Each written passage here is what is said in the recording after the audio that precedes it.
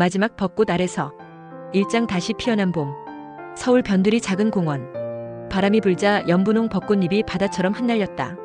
73세 정수는 아내가 사줬던 오래된 양복을 꺼내 입고 공원 벤치에 앉았다. 매년 봄이면 이곳을 찾았지만 올해는 달랐다. 가슴이 두근거리는 낯선 설렘이 있었다. 3년 전 아내 순이를 떠나보낸 후 정수의 일상은 메마른 겨울 같았다. 아들 정민은 캐나다에서 살고 있어 1년에 한 번 정도만 안부를 물었고, 딸 은주는 서울에 살지만 바쁜 직장 생활과 고등학생 자녀들 때문에 한 달에 한 번 찾아올 뿐이었다. 아버지, 경로당이라도 나가세요. 집에만 계시면 답답하잖아요. 딸의 걱정 어린 목소리가 아직도 귓가에 맴돌았다. 하지만 정수에게는 혼자만의 시간이 필요했다. 그리고 오늘 그 시간이 끝나는 것 같았다.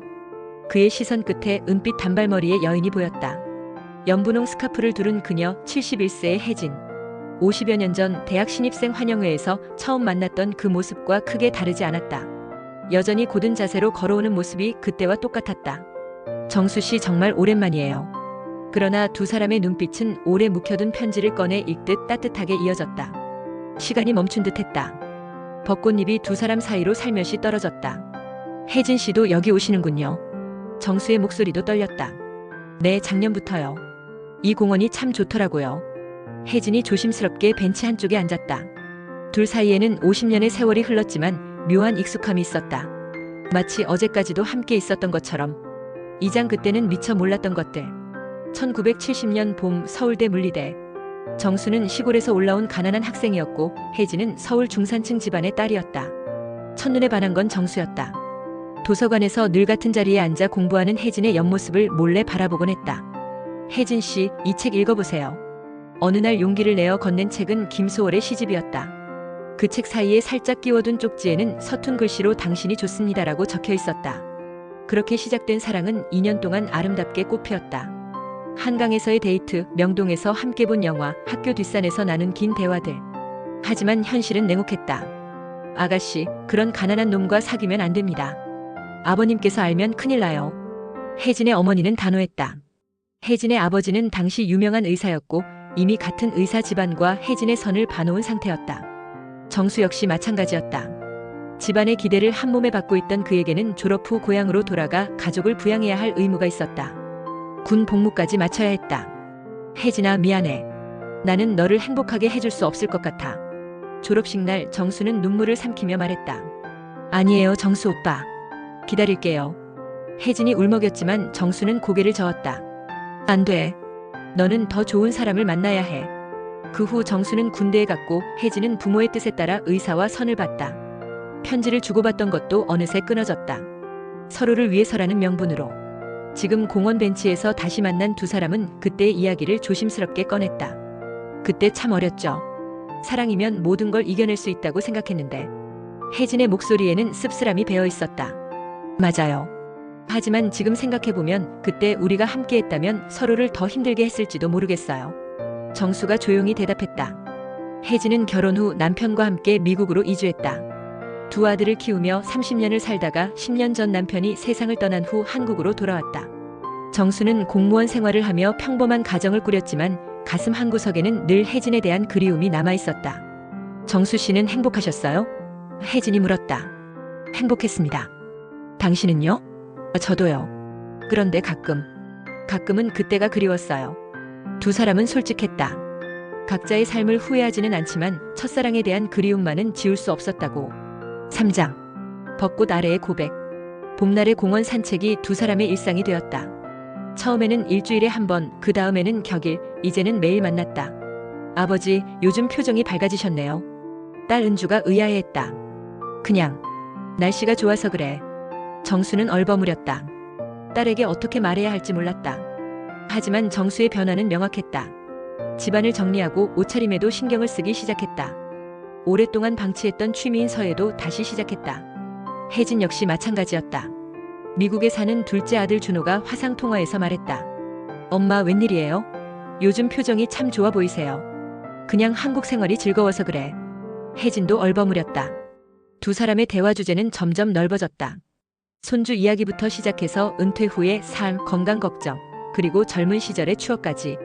혜진 씨, 기억하세요? 우리가 처음 만난 날 당신이 입고 있던 노란 원피스 말이에요. 어머, 정수 씨가 그걸 기억하다니. 어머니가 사주신 첫 번째 양장이었는데. 그들이 걸어가는 길 위로 매일 흩날리는 벚꽃은 마치 세월의 아픔을 덮어주는 하얀 천 같았다. 어느 날 정수는 작은 나무 상자를 꺼냈다. 오래되어 색이 바랜 상자 안에는 정성스럽게 접힌 편지지가 들어있었다. 그 위에는 정수의 정성스러운 글씨로 시 한 편이 적혀 있었다. 봄이 오면 꽃이 피고 꽃이 지면 열매 맺는데 나의 사랑 그대여. 꽃도 열매도 되지 못하고 그저 그리움으로 남았네.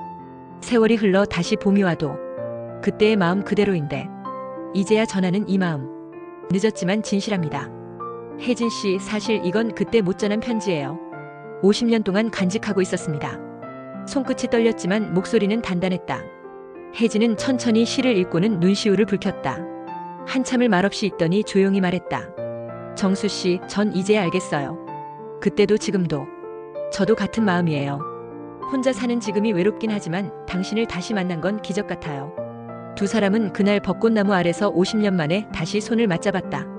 주름진 손이었지만 그 온기는 젊은 시절보다 더 따뜻했다. 사장. 새로운 시작. 하지만 현실은 순탄하지 않았다. 정수의 딸 은주가 먼저 눈치챘다. 아버지, 혹시 누구 만나시는 거예요? 아버지의 달라진 모습을 보며 은주는 조심스럽게 물었다. 그런 게 있긴 해. 정수가 어색하게 대답했다. 아버지, 그런데 조심하세요. 요즘 노인들 상대로 사기치는 사람들도 많고. 은주의 반응은 걱정 반 의구심 반이었다. 혜진의 상황도 마찬가지였다. 첫째 아들 민수가 한국에 잠시 출장 와서 어머니를 만났을 때 어머니의 변화를 느꼈다. 엄마, 혹시 누구 만나세요? 어떻게 알았지? 혜진이 당황했다. 표정을 보니 알겠네요. 그런데 엄마, 이 나이에 그런 게 필요해요? 자칫 아버지 영정 앞에서 부끄러운 일 아닙니까? 민수의 말에 혜진은 상처를 받았다. 그날 밤 혜진은 정수에게 전화를 걸었다. 정수 씨, 우리가 너무 성급했나요? 아이들이 좋아하지 않네요. 혜진 씨, 우리가 뭘 잘못했나요? 서로 좋아하는 게 죄는 아니잖아요.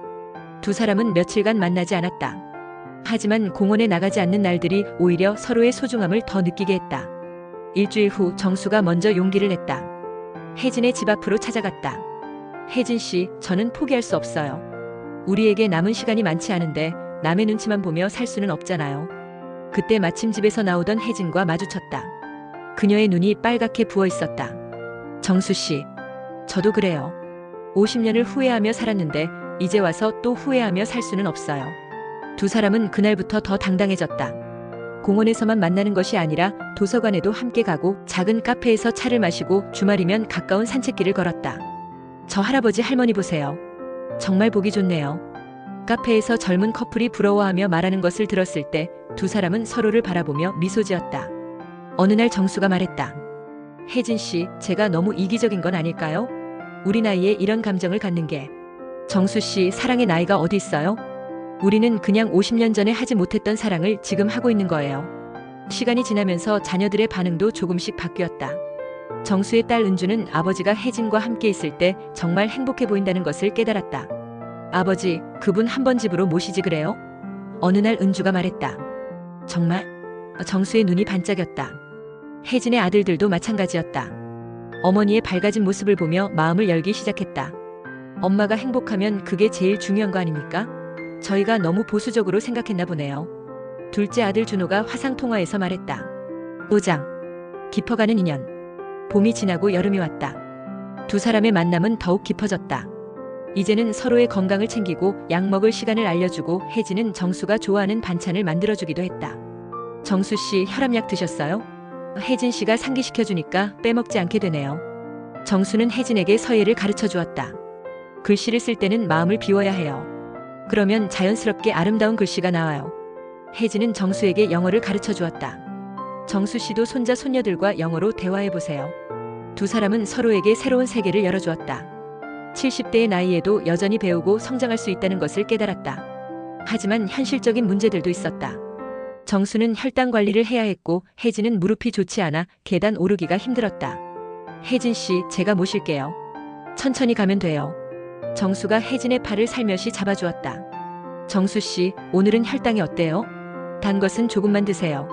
혜진이 카페에서 케이크 대신 과일을 주문했다. 서로를 배려하는 마음이 어느 때보다 절실했다. 젊을 때의 사랑이 열정적이었다면 지금의 사랑은 따뜻하고 성숙했다. 가을이 되어 벚꽃나무에 단풍이 들기 시작했을 때 정수가 말했다. 혜진 씨, 우리 같이 살면 어떨까요? 조심스럽지만 진지한 제안이었다. 혜진은 한참을 생각했다. 정수 씨, 저희가 결혼하는 게 아니라 그냥 동반자로 함께 사는 건 어떨까요? 서로 독립적이면서도 외롭지 않게. 그렇게 두 사람은 새로운 형태의 동거를 시작했다. 같은 동네 다른 아파트에 살면서 매일 만나고 서로의 집을 오가며 지냈다. 6장. 시간이 주는 선물. 겨울이 오고 다시 봄이 왔다. 두 번째 벚꽃 시즌을 맞은 정수와 혜진은 처음 만났던 그 벤치에 앉아 있었다. 1년이 지났네요. 혜진이 말했다. 정말 빨랐어요. 하지만 행복했습니다. 정수가 대답했다. 이제 자녀들도 완전히 두 사람의 관계를 인정했다.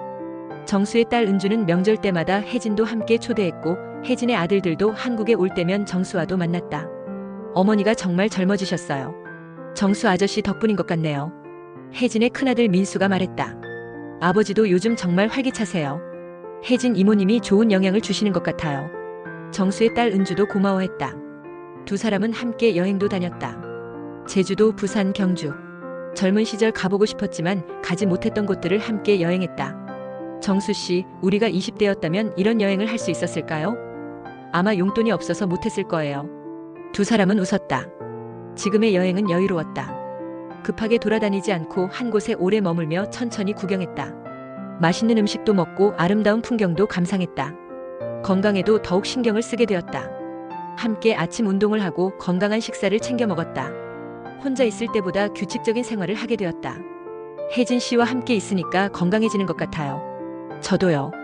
혼자 있을 때는 대충 먹고 대충 살았는데. 에필로그. 영원한 봄. 그로부터 몇 년이 흘렀다. 정수는 75세, 혜진은 73세가 되었다. 두 사람은 여전히 매년 봄이면 그 벤치에 앉아 벚꽃을 바라봤다. 이제는 손자 손녀들도 할아버지 할머니의 사랑을 자연스럽게 받아들였다. 할아버지, 할머니랑 언제 결혼해요? 손녀가 천진난만하게 물어보면 우리는 결혼하지 않아도 충분히 행복해. 정수가 대답했다. 두 사람에게는 법적인 결혼보다 더 소중한 것이 있었다. 서로를 이해하고 배려하는 마음, 함께 나이 들어가는 동반자 의식, 그리고 50년 만에 다시 찾은 첫사랑의 설렘. 어느 날 혜진이 몸이 아파 병원에 입원했을 때 정수는 매일 병원을 찾았다. 가족도 아닌데 간병을 자처했다. 정수 씨, 고마워요. 이런 나이에 이런 사랑을 받을 줄 몰랐어요. 혜진 씨, 우리에게 주어진 시간이 얼마나 될지 모르지만 그 시간을 함께 하고 싶어요. 병원 창밖으로 벚꽃이 피고 있었다. 몇 번째 봄인지 세어보지 않아도 매년 찾아오는 벚꽃처럼 두 사람의 사랑도 계속되고 있었다. 혜진이 퇴원한 후 두 사람은 더욱 소중한 하루하루를 보냈다. 아침에 일어나 서로의 안부를 묻고 함께 산책하고 저녁에는 차를 마시며 하루를 정리했다. 정수 씨, 우리가 20대에 사랑했다면 이런 깊은 사랑을 할 수 있었을까요? 아니에요. 그때는 너무 어려서 서로를 제대로 이해하지 못했을 거예요. 지금의 사랑은 인생의 쓴맛과 단맛을 모두 경험한 후에 성숙한 사랑이었다. 질투나 소유욕보다는 감사와 배려가 앞서는 사랑이었다. 어느 봄날 두 사람은 벚꽃나무 아래에서 조용히 앉아 있었다. 정수의 손에는 새로 쓴 시 한 편이 들려 있었다. 봄은 매년 오지만 우리에게 온 이 봄은 마지막 봄일지도 모르네. 그래도 괜찮아. 당신과 함께라면 어떤 계절이든 봄이니까. 혜진은 그 시를 읽고 정수의 손을 꼭 잡았다. 정수 씨, 우리 사랑은 벚꽃보다 오래 갈 거예요. 그들의 어깨 위로 벚꽃잎이 내려앉았다. 하얗고 연분홍빛 꽃잎들이 두 사람을 축복하는 것 같았다. 나이는 들었지만 그들의 미소는 젊은 연인 못지않게 빛나고 있었다. 공원을 지나가던 젊은 연인이 말했다. 저 할아버지 할머니 정말 보기 좋네. 우리도 저 나이가 되어도 저렇게 사랑할 수 있을까? 정수와 혜진은 그 말을 듣고 서로를 바라보며 웃었다. 사랑에는 나이가 없다는 것을 늦었다고 생각할 때가 가장 이른 때라는 것을 그들의 존재 자체가 증명하고 있었다. 벚꽃은 언젠가 질 것이다. 하지만 그들의 마음속 사랑은 매년 피는 벚꽃처럼 영원히 피어날 것이었다. 그리고 매년 봄 그 벤치에서 두 사람은 함께 새로운 계절을 맞이할 것이었다.